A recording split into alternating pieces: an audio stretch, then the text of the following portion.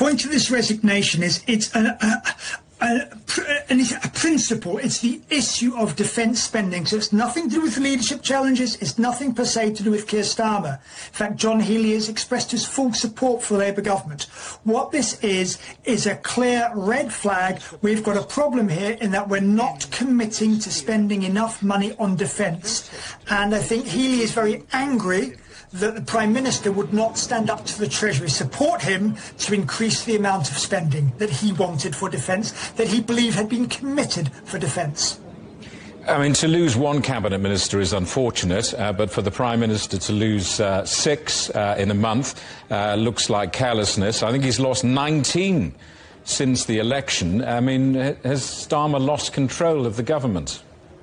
I think part of the problem here, it's actually worse than this, in that did he actually have control to begin with, but the extent to which the media has been overhyping any sort of issue. So there's actually a huge list of successes that the government have had that have not been publicised in the media. But they make one mistake, there's one problem, one U-turn, and that becomes headline news and is amplified and amplified again in social media.